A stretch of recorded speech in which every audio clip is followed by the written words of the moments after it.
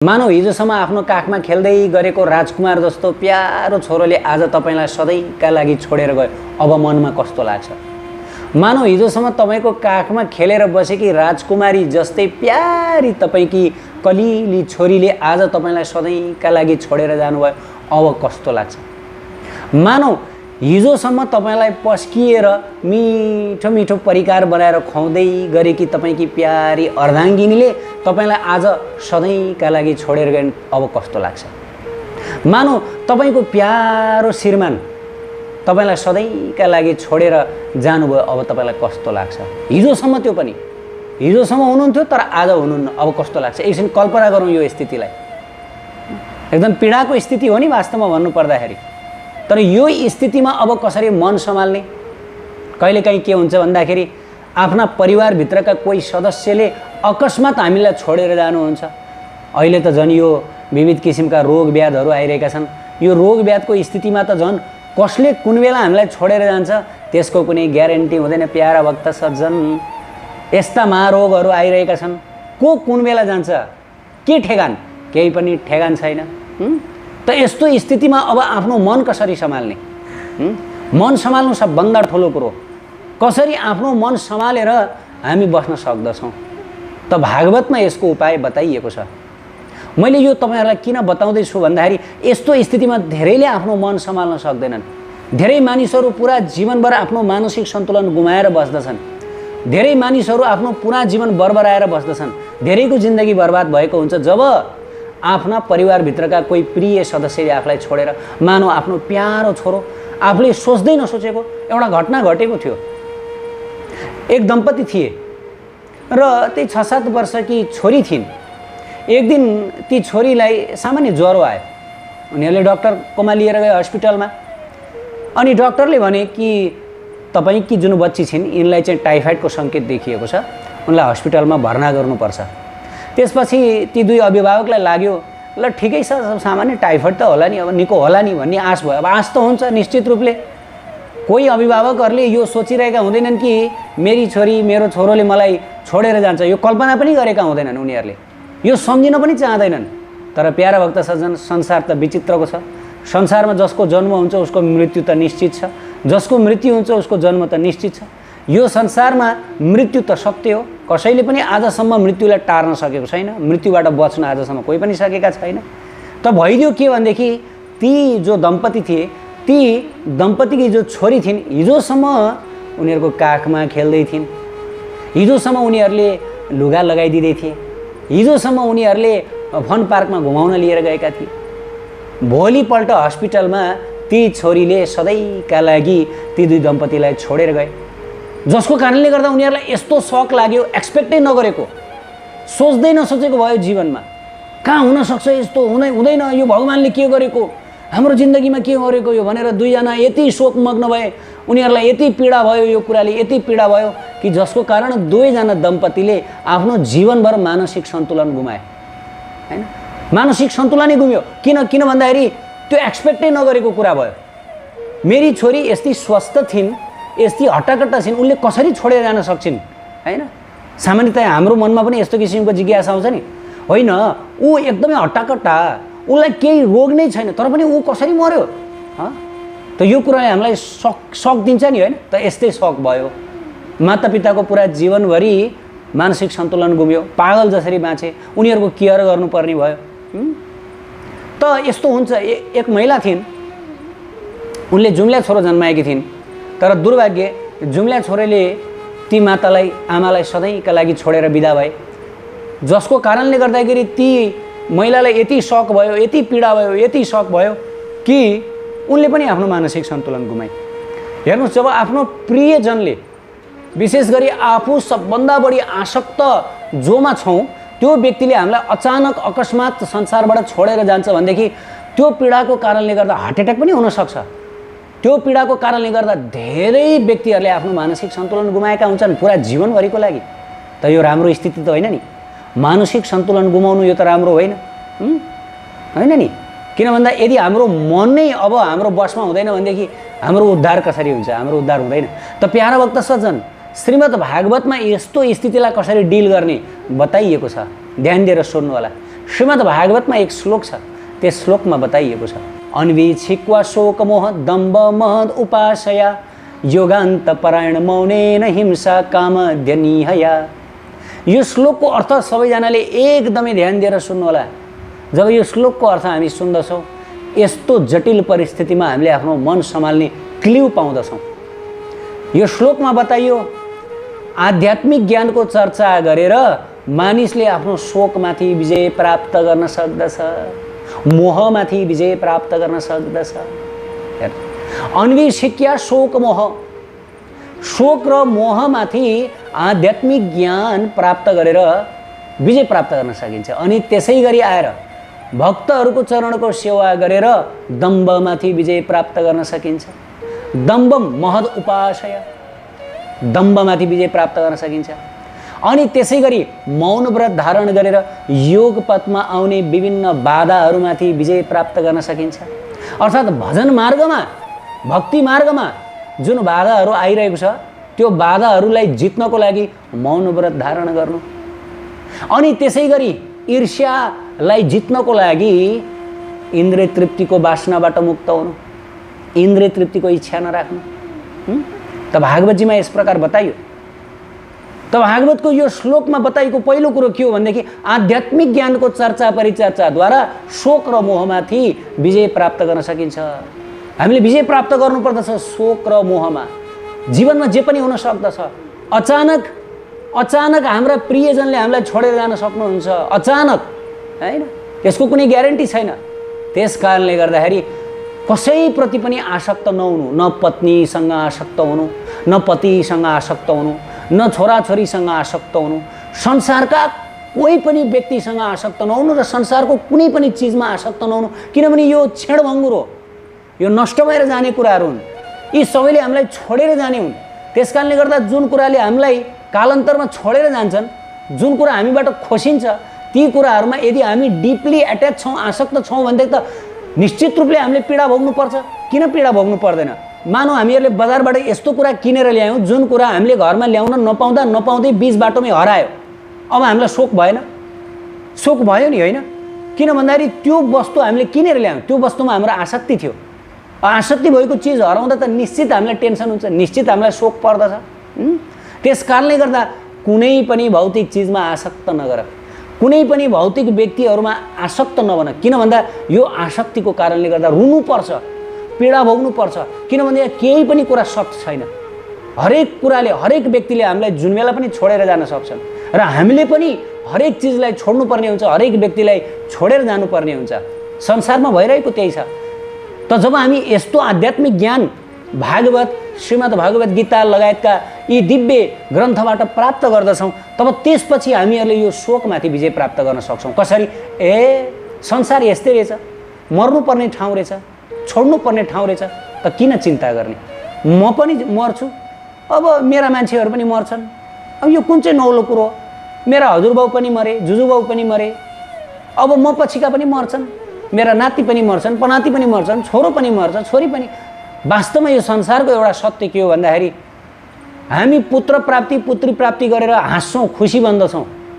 तर त्यही पुत्र, त्यही पुत्रीले योभन्दा अघिल्लो जन्ममा कसैलाई रुवाएर हाम्रो पुत्र पुत्री भएर जन्मेका हुन्छन्। यो विचार गर्नुपर्छ, शास्त्रमा बताइएको छ, हैन? हामी पनि कसैलाई रुवाएर कसैलाई हँसाउन जाँदैछौँ। अब यसको मतलब संसारमा हामीहरूको जति पनि सम्बन्धहरू छ, यी सम्पूर्ण सम्बन्धहरू नाशवान छन् र शोकका कारणहरू हुन्, हामीलाई शोकमा डुबाइदिनेवालाहरू हुन्।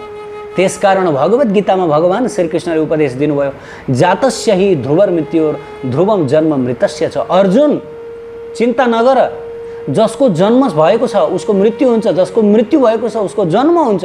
यो त संसारको नियम हो, हैन? जो जन्मन्छ ऊ मर्छ, जो मर्छ ऊ जन्मन्छ। बहुनी में व्यतीतानि जन्मानि तब छ अर्जुन। हे अर्जुन, तिम्रा अनेकौं जन्म बितिसके, त्यो तिमीलाई थाहा छैन? थाहा छैन, तर मलाई भने थाहा छ। चित्रकेतु महाराजको कथा सुन्न सक्दछौँ हामी। श्रीमद् भागवतको प्रसिद्ध कथा हो। चित्रकेतु महाराजको जीवनमा यस्तै घटना घट्यो। मैले अहिले भर्खरै भने कि आजकल यस्ता किसिमका महारोगहरू छन्, कुनै बेला कसको मृत्यु हुन्छ कुनै ग्यारेन्टी छैन। अझ कलियुगमा त भागवतजीमा बताइयो, प्रायण अल्पायुष सभ्य कलावस्मिन युगे जना, अर्थात् कलियुगमा मानिसहरूको अल्पायु छ, कुन बेला मर्छन्, कहाँ गएर ढल्छन्, केही ग्यारेन्टी हुँदैन। तपाईँ एकदमै रोगी हुनुपर्छ यो लेखिएको छैन। व्यक्ति स्वस्थ भएर पनि व्यक्तिको शरीरमा कुनै रोग व्याध नभएर पनि त्यो व्यक्ति मर्न सक्छ हैन। कलियुगमा यो कलियुगको विशेषता, कलियुग विशेषता भनौँ हैन। त चित्रकेतु महाराजको एक कथा आउँदछ। चित्रकेतु महाराजको जीवनमा यस्तो घटना घट्यो कि चित्रकेतु महाराजका हजारौँ पत्नीहरू हुनुहुन्छ, तर कोही पनि पत्नीबाट उत्तराधिकारी प्राप्त गर्न सक्नु भएन, अर्थात् पुत्र प्राप्त गर्न सक्नु भएन। एकदम शोकमग्न हुनुभयो, शोकमा डुब्नुभयो। र विशेष गरी पछि नारद मुनि र अङ्गिरा मुनिको कृपाले आशिषले उहाँले एक पुत्र प्राप्त गर्नुभयो जसको नाम थियो हर्षशोक। नारद मुनि र अङ्गिरा ऋषिले भन्नुभएको थियो यो पुत्र तिम्रो लागि शोकको कारण पनि हुन्छ र तिम्रो लागि हर्षको पनि कारण हुन्छ, त्यसकारण उसको नाम हर्ष र शोक। अहिले जन्मियो तिमीलाई हर्ष दियो, अब केही समयमा तिमीलाई यस्तो शोकमा डुबाइदिँदैछ, त्यसैले यसको नाम हो हर्ष शोक। अब राजाले हर्षको समयमा मुनिवरबाट गरिएको यस्तो आज्ञा आदेशलाई वास्तै गर्नु भएन। अब पुत्र प्राप्ति भएको छ, अब उहाँलाई त्यसैमा उहाँको मन भुल्यो हैन। पछि के भइदियो, पछि त्यो पुत्रले राजालाई छोडेर गए। जब राजालाई छोडेर गए राजा यति शोकमग्न भए, बल्ल बल्ल पाएको पुत्र, यदि तपस्याले पाएको पुत्र उसले पनि छोडेर गयो। अनि त्यसपछि त्यो पुत्रको लासलाई आलिङ्गन गर्दै काखमा राख्दै चुम्बन गर्दै बाबु तिमीले मलाई छोडेर गयो, तिमीले यो पितालाई किन रुवाएर गयो, तिमी जहाँ छौ तिमी फर्क्यौ। मातापिताको स्थिति अत्यन्त भयानक थियो हैन। एकदमै विलाप आलाप गरेर बसिरहनु भएको थियो। त्यत्तिकैमा नारद मुनि र अङ्गिरा मुनि त्यहाँ आउनुभयो र उहाँले बताउनु भयो राजालाई, ज्ञान दिन थाल्नुभयो, दिव्य ज्ञान। नारद मुनिले भन्नुभयो कोयम स्यातव राजेन्द्र भवन यमनु सोचति त्वम चास्य कतमः सृष्टौ पुरेद निमत परम। नारद मुनिले उपदेश दिनुभयो राजालाई, हे राजन यो बालकसँग तिम्रो के सम्बन्ध छ, ऊ तिम्रो को हो, तिमी उसको को हौ। तिमी भन्न सक्छौ म उसको पिता हुँ, तर के तिमीलाई लाग्छ कि तिमी उसको वास्तविक पिता हौ? यदि वास्तविक पिता हो भनेदेखि किन उसले तिमीलाई छोडेर गयो? किन उसले तिमीलाई छोडेर गयो? नारद मुनिले अगाडि बताउनुहुन्छ, हेर्नुहोस् राजन, यो संसारमा हाम्रो जति पनि सम्बन्धहरू छ, चाहे पिता पुत्रका रूपमा होस्, चाहे पति पत्नीका रूपमा होस्, यी सम्पूर्ण सम्बन्ध भनेको बालुवाको कणको सम्बन्ध जस्तै हो। जसरी दुई बालुवा समुद्रको छालले बगाउँदै एक ठाउँमा आएर जम्मा हुन्छन्, सँगै भेला हुन्छन् र पछि छालले हानिएरै ती बालुवाका कण छुट्टिन्छन् र कहिल्यै भेट हुँदैन तिनीहरूको। हो यो संसारको जति पनि नाता गोता सम्बन्ध यस्तै हो। यो कर्मको छालले हामीहरूलाई हिर्काएर हामीहरूलाई हानेर सँगै ल्याउँदछ, फेरि हामीहरूलाई छुटाइदिन्छ। किन शोक गर्नुहुन्छ, किन चिन्ता गर्नुहुन्छ? यो जुन बालकको लागि तपाईँले चिन्ता गरिरहनु भएको छ, के यो बालकले तपाईँको लागि चिन्ता गरेको छ? यदि उसले तपाईँको लागि चिन्ता गरेको भएदेखि उसले तपाईँलाई छोडेर जान सक्थ्यो त? यस प्रकार दिव्य ज्ञान दिनुभयो नारद मुनिले। त यतिले पनि पुगेन, राजाको शोक हटेन। राजाले भन्नुभयो मुनिवर ज्ञान दिन सजिलो छ, अर्थी उपदेश दिन सजिलो छ, तर भोग्नेलाई थाहा हुन्छ कति पीडा हुन्छ। मलाई अति नै पीडा भएको छ, मलाई योभन्दा पनि माथिको ज्ञान दिनुहोस्, तब म बुझ्न सकौँला। त्यसपछि नारद मुनिले के गर्नुभयो, उहाँले त्यो जुन बालक छ राजाको अगाडि नै त्यो बालकलाई बिउताइदिनु भयो, उसको आत्मालाई फर्काइदिनु भयो। र त्यसपछि नारद मुनिले त्यो बालकलाई भन्न लगाउनु भयो, सोध्नु भयो, हे जीव, तिम्रो लागि तिम्रो पिताले यति शोक गरिरहनु भएको छ, किन आफ्ना पितालाई यस्तो शोकमा डुबाएर तिमी छोडेर गयौ? जब यस प्रकार नारद मुनिले सोध्नुभयो, त्यसपछि सबैको अगाडि, आफ्ना मातापिताको अगाडि र वरिपरि सबैको अगाडि ती बालकले भने, अरे को मेरो माता, को मेरो पिता, को मेरो दाई, को मेरो भाइ? मेरो यहाँ कोही पनि छैन। म त आफ्नो कर्म अनुसार जन्म र मृत्यु भोगेर हिँडिरहेको छु, घुमिरहेको छु। संसारमा मेरो कोही पनि माता छैन, कोही पनि पिता छैन। म चिन्दिनँ यो व्यक्तिलाई। ल हेर्नुहोस् है, जब ती आत्माले भने रोइरहेका आफ्ना पिताको अगाडि, टाउको फोरिरहेका आफ्ना पिताको अगाडि, मातापिताको अगाडि, म चिन्दिनँ यी व्यक्तिलाई, यी व्यक्तिहरू मेरो मातापिता होइन। कसरी मातापिता? हैन, म कुनै जन्ममा बाघ थिएँ, मैले बाघ मातापिता बनाएको थिएँ, कुनै समयमा कुकुर थिएँ होला, कुकुर मेरा मातापिता भयो होलान्। यी संसारका कोही पनि मेरा मातापिता छैनन्। जब यस प्रकार ती व्यक्तिले, ती आत्माले भने, त्यसपछि ती मातापिताको दिव्य ज्ञान खोल्यो। ओहो, जसको लागि हामीले शोक गरिरहेका छौँ, जसको लागि हामी रोइरहेका छौँ, ऊ हाम्रो लागि रोएको रहेनछ हैन, उसले हामीलाई चिनेकै रहेनछ, हाम्रो वास्तै छैन रहेछ उसलाई। अब हामीले चाहिँ किन उसको वास्ता गर्ने, अब हामी चाहिँ किन उसको लागि रुने।